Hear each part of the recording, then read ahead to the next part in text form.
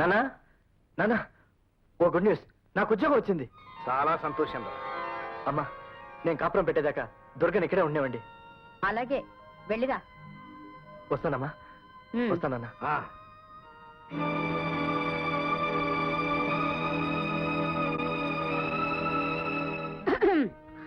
రెండతయ్య కూర్చోండి. మర్యాదలకేం గాని, ఇదిగో చిన్న కోడలా, నీ పుట్టింటి నుంచి ఏం తీసుకొచ్చావో చూద్దామని వచ్చాం. మా అమ్మ నాన్న చిన్నప్పుడే పోయారు. నేను మా మేనమావ గారింట్లో పెరిగాను. ఓహో, పుట్టగానే తల్లి తండ్రిని టపా కట్టించేస్తుందన్నమాట. మా అమ్మ నాన్న లేని లోటు ఈ ఇంట్లో మీరు తీరుస్తారన్న ఆశతో వచ్చాను. అబ్బో, కవిత్వం కూడా చెప్తుందమ్మో. నువ్వు కాస్త నేర్చుకో. నాకు చేత కావాలండి ఈ ఇచ్చకపు కబుర్లు. ఈ చైన్ తీ చూద్దాం. ఇది గోల్డా రోల్డ్ గోల్డా? ఏది, నన్ను చూడండి. ఇదేదో నకిలీ సరుకులా ఉంది అత్తయ్య. నా నగలు చూడండి, చేయించి ఎన్ని రోజులు అయినా ఎంత చక్కగా మెరిసిపోతున్నాయా. ఇవి మా అమ్మ నగలు. తను చనిపోతూ మా మావయ్యకి ఇచ్చిపోయింది. ఓహో, ఏది చూడండి.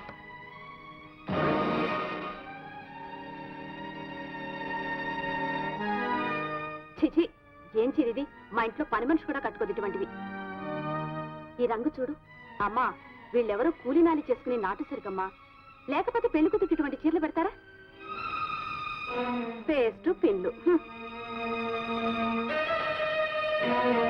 ఈ చీర ఎలా ఉందమ్మా? చాలా బాగుందమ్మా. అయితే ఈ పూట పేరెంటానికి చీర కట్టుకు వెళ్తాను. అలాగే వదినా, మిగతా సాయంత్రం వచ్చి చూస్తాను. బాగు, ఆ చీరలా ఇవ్వు.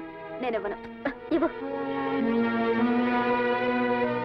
అదేమిటి, పేరెంటానికి కట్టుకు వెళ్తానంటే వినబట్టల్లా? పేరెంటానికి వెళితే తన సొంత చీర కట్టుకుని వెళ్ళమనండి. కూలీనాలు చేసుకునే మా నాటు చీరలు ఎందుకు? అమ్మో, ఇంట్లో అడుగు పెట్టిందో లేదో అప్పుడే దీనికి ఎంత పొగరు. నేను చెప్తున్నాను, ఆ చీర ఇచ్చేయి. ఇవ్వను. ఇంతకు ముందేగా మీ కూతురు చెప్పింది ఇటువంటి చీరలు తన పని మనిషి కూడా కట్టుకోదని. పేరెంటానికి వెళ్ళడానికి కూతురికి ఒక మంచి చీర కూడా కొనివ్వలేకపోయారంటే మీరు దరిద్రులన్నమాట. మా అమ్మనంత మాట అంటావా? ఏ, మీ అమ్మను ఒక్క మాట అంటే నీకు అంత పుడుచుకొచ్చిందే? నా పుట్టింటి వాళ్ళని నువ్వు అన్ని మాటలంటే నాకెలా ఉండాలి? ఊరుకుచెల్లే. ఓహో, ఇదంతా మీ ఇద్దరి గూడు పుట్టానే అనమాట. అప్పుడే అన్ని నూరిపోతావా? చెల్లై, ఆ చీరిచ్చే. నేనివ్వను. మా మావ ఎంత పేదవాడైనా నా ఖరీదైన చీరలు కొనిపెట్టలేకపోయినా ఈ ఇంటి పెద్ద ముత్తైదో పాదాల ముందు పెట్టి నమస్కారం పెట్టమని ఒక చీరిచ్చి పంపాడు. అలాగా? ఆ సంగతి ముందే ఎందుకమ్మా చెప్పలేదు? అనవసరంగా నేను నానా మాట అనేస్తాను. ఆ చీర లేవు. ఇది మీకు కాదు.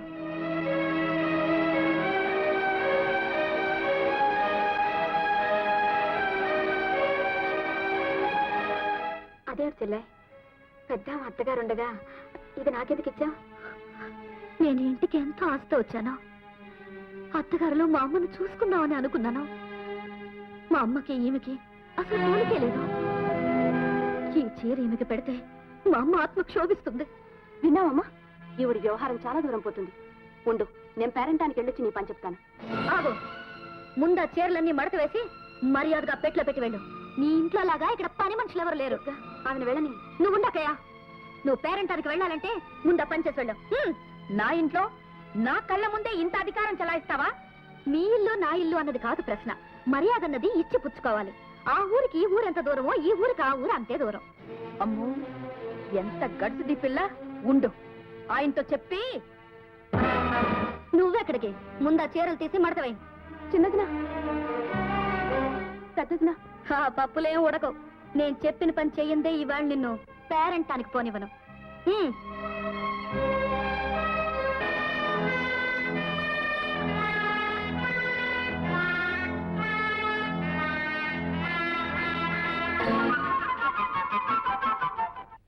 ఏవండి ఏవండి, మిమ్మల్నేనండి. విన్నారా ఈ దారుణం? అబ్బా, నీకెన్నిసార్లు చెప్పానే నాకు పోయింది కళ్ళు చెవులు కాదని. అదే విన్నారా అని. చెప్పండి, ఎలా వింటాను చెప్పు. చూడండి, ఇంటికొచ్చిన కొత్త కోడలు మహా గడుస్తుండోయ్. ఇంట్లో అడుగు పెట్టిందో లేదో అప్పుడే అధికారం చలాయించేస్తుంది. నన్ను నా కూతుర్ని ఎంత అవమానించాలో అంత అవమానించేసింది. ఏవండి, ఇందులో మీరు జోక్యం కలగచేసుకుని దానికి తగిన శాస్తి చెయ్యాలి. చేస్తాను చేస్తాను. ఇంట్లో ఇంత చారిత్రాత్మక సంఘటన జరిగిన తర్వాత చేతులు ముడుచు కూర్చుంటానా? శాంతి, శాంతి, శాంతి. దీనికంతటికి కారణం పెట్టకూడలేనండి. రాగాని బాగా చివాట్లు పెట్టండి. పిలిచారా మావయ్య? మహామాయ కథ విన్నావా? మహామాయ అదేం మాయ? మహామాయ, మహాకాళి, ఆదిపరాశక్తి, మహిషాసురమర్ధిని రాక్షసుల్ని చంపడానికి దివి నుండి భూమికి అవతరించినప్పుడు భూలోకం అంతా ఆనందంతో ఉత్సాహంతో పొంగిపోయింది. ప్రజలంతా తన్మయులై ఉత్సవాలు ఊరేగింపులతో నాట్యం చేశారు. ఆ కథ వినలేదమ్మా? విన్నాను మావయ్య. మరిప్పుడు ఆ మహిషాసురమర్ధినే దుష్ట శిక్షణార్థం మన ఇంట్లో చిన్న కోడల రూపంలో అవతరించినప్పుడు మీరంతా ఉత్సవాలు ఊరేగింపులు చేసుకోకుండా ఎందుకు కూర్చున్నట్టు? ఆహా, ఉత్సవాలు చెయ్యాలా? చేస్తాను చేస్తాను. ఈ మహాకాళిని ఇంట్లో నుంచి వెంటనే తీసుకెళ్లరా నాయనా అని ఇప్పుడే చిన్న బాబుకు ఉత్తరం రాస్తాను. రాస్తావు రాస్తావు, ఇకపై నీ పని గోవిందా. రండి అన్నయ్య గారు, కూర్చోండి. కాఫీ తీసుకొస్తాను. వద్దమ్మా, ఇప్పుడే ఇంటి దగ్గర భోంచేసి వస్తున్నాను. అలా ఆఫీస్కి పెడుతూ మిమ్మల్ని చూసిపోదామని వచ్చాను. మా ఆవిడ తరపున మీకు క్షమాపణ చెప్పుకుంటున్నాను. అయ్యో, ఎందుకండి అంత మాట? కుటుంబం అన్న తర్వాత ఇటువంటి చిన్న చిన్న కీచులాట్లు ఉంటూనే ఉంటాయి. ఓహో, తమరిక్కడున్నారా? ఆఫీస్లో అర్జెంట్ పనుందని అరగంట ముందుగా బయలుదేరి ఇందుకన్నమాట. అది కాదు కమలా. ఇంటికి రండి, మీ పని చెప్తాను. ఇంకెప్పుడైనా ఇంట్లో కనిపించారా? జాగ్రత్త. అబ్బా, నా బ్రీఫ్ కేసు. వెళ్ళొస్తానమ్మా.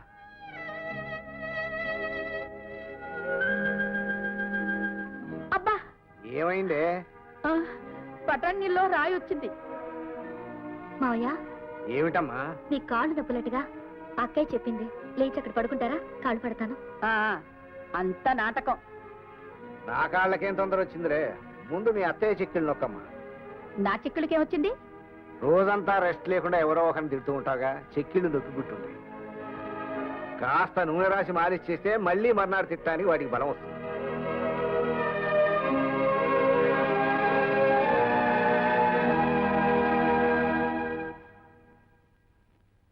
ఆ తర్వాత వేడి వేడి పాలల్లో 1/2 కిలో ఉప్పు వేసి కలిపించాను. పాప కళ్ళు మూసుకుని ప్రాణాలు బిగపట్టుకుని గటగట తాగేశారు. అల్లరి పిల్ల, మరి పెళ్ళిందుకంత హడావుడిగా చేసుకున్నారు? అదో పెద్ద కథ. మా మంగళ కూడా. మా మామయ్య ఊర్లో లేని సమయం చూసి నన్ను ఒక ముసలాడికిచ్చి పెళ్లి చేయాలని చూసింది.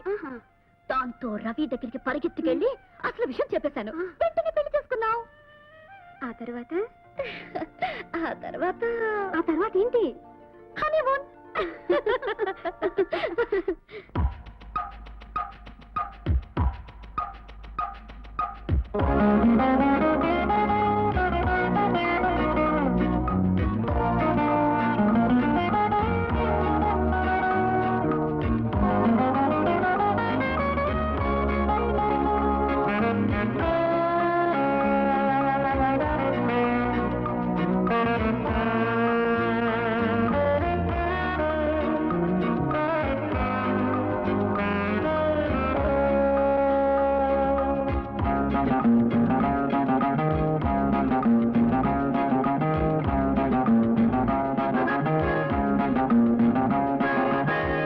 అసలు కథ ఏదైనా మొదలు కథ ఈ పైన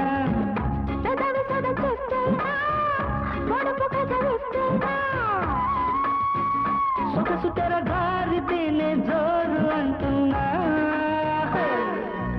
అవునా అవునా,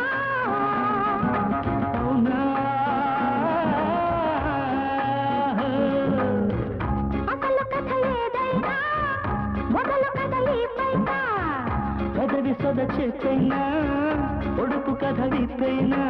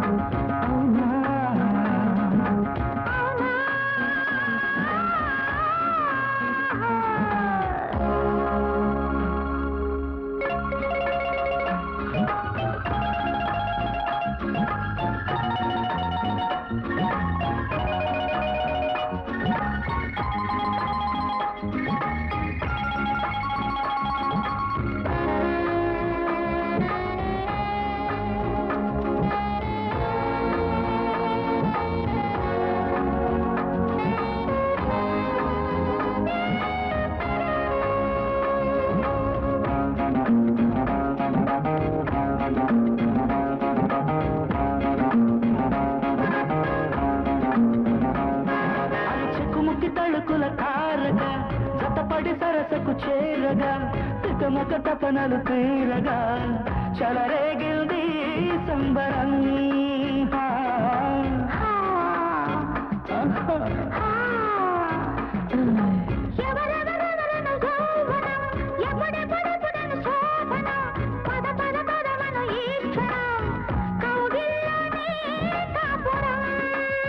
దూరాలే కరిగిద్దాం జత చిందుల్లో ఇకనైనా అవునా అవునా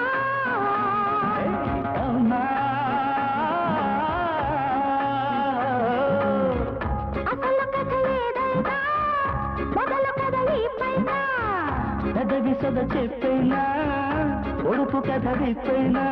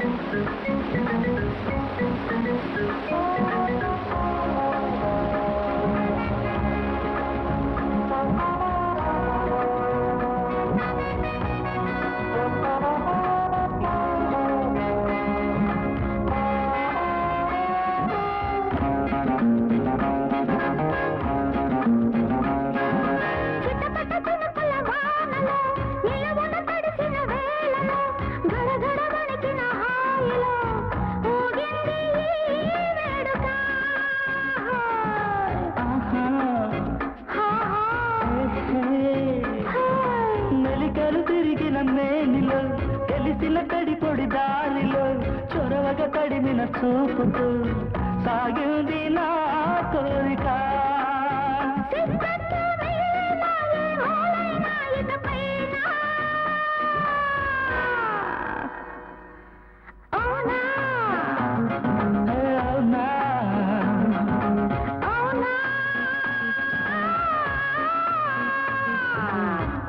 అసలు కథ ఏదైనా మొదలు కథ ఈ పైన